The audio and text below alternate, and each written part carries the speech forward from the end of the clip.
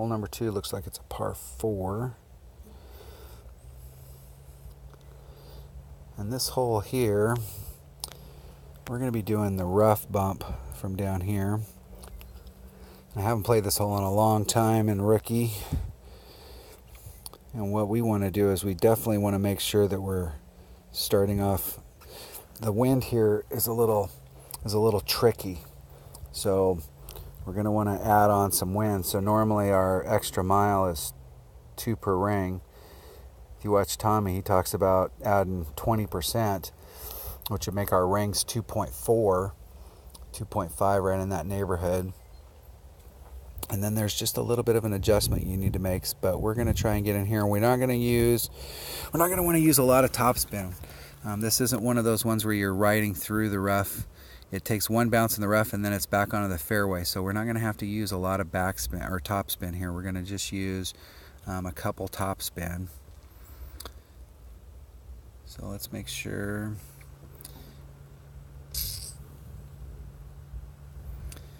I always like to go into these types of holes with some power, just to make sure that I don't have to overpower to get to the spot that I want to hit.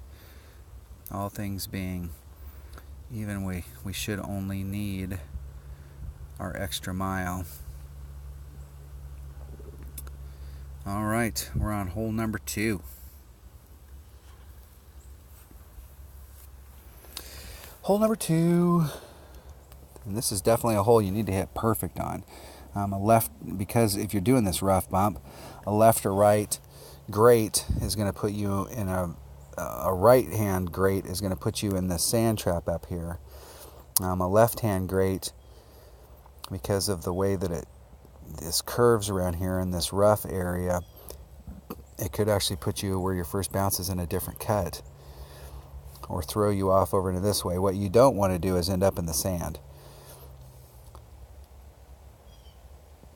So our opponent's coming out with a quarterback, which I love the quarterback, but I'm not sure this is the best hole for a quarterback. And he did a massive adjustment. He probably helped himself out by hitting great to the left, but I think he's still in the sand. And he is.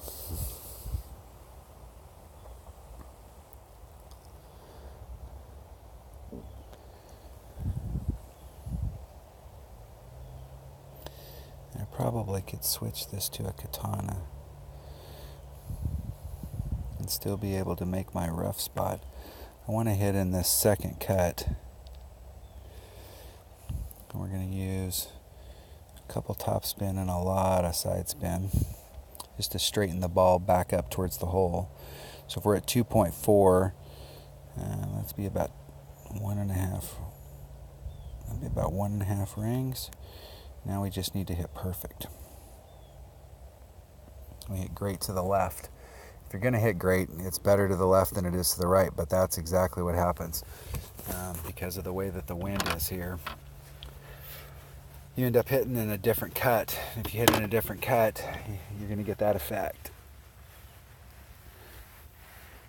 You're going to have to make this shot a minimum of once, but probably twice in the weekend round in order to win. This is definitely going to be a hole that's going to make or break people's tournament. The people that are hitting this hole and getting these eagles are going to be the ones that are at the top of the charts.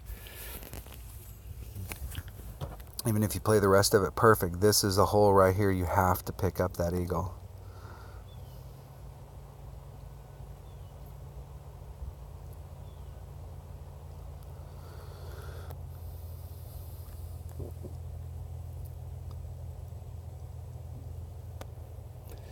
We've got our rapier out, so we're in pretty good shape. And we are not too far away, so we're going to give ourselves a little teeny bit of wind and just put it right on the other side, the right hand side. And we want to hit this perfect.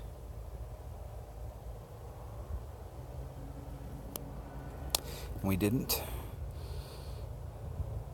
but we gave ourselves room on that side. If we'd hit it great to the left, we would have missed. And we probably, in that scenario right there, would have gave ourselves a perfect shot, would have made it, and a great to the right makes it, but a great to the left would have missed. You can get away with it on rapiers when you're close up, but when you're far away, you really do need to hit perfect on them. All right, that was hole number 2 of the Voyager tournament.